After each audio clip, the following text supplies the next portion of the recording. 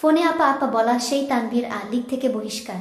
সাবেক প্রধানমন্ত্রী শেখ হাসিনার সঙ্গে ফোনে কথা বলার পর অডিও ক্লিপ সামাজিক যোগাযোগ মাধ্যমে ছড়িয়ে দেওয়ার অভিযোগে যুক্তরাষ্ট্রের নিউ ইয়র্ক মহানগর Awami League Jackson Heights unit কমিটির সাধারণ সম্পাদক মো.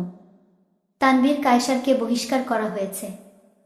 গত 12ই সেপ্টেম্বর তিনি সাবেক প্রধানমন্ত্রী শেখ হাসিনার সঙ্গে ফোনালাপের পর তার সেই অডিও ক্লিপ সামাজিক যোগাযোগ মাধ্যমে ছড়িয়ে দেন। মঙ্গলবার 17ই সেপ্টেম্বর নিউ ইয়র্ক মহানগর আওয়ামী লীগ সভাপতি রফিকুর রহমানের একটি লিখিত আদেশে মো. তানভীর কায়সারকে বহিষ্কার করা হয়।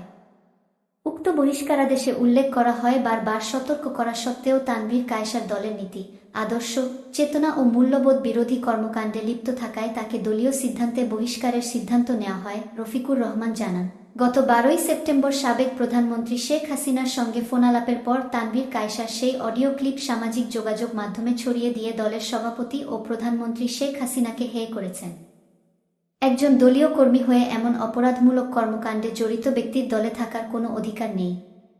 তাই গত সোমবার নিউ ইয়র্ক মহানগর আওয়ামী লীগের নেতাকর্মীদের সিদ্ধান্তে তাকে বহিষ্কার করা হয়েছে।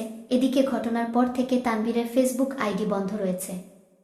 ফোনালাপে তিনি যুক্তরাষ্ট্র আওয়ামী লীগের বেশ কয়েকজন নেতার নাম উল্লেখ করেন।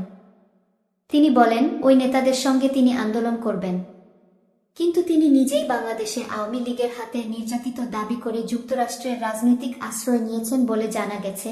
তানভীর কায়সার 2009 সালের 4 জুন লস অ্যাঞ্জেলেস হয়ে যুক্তরাষ্ট্রে ঢোকেন। তার ভিসাটি ছিল ভ্রমণ ভিসা।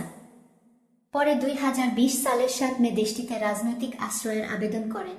তবে কোনো সূত্রে শেখ হাসিনার সঙ্গে সরাসরি যোগাযোগ করেছেন সেটি এখনো জানা যায়নি।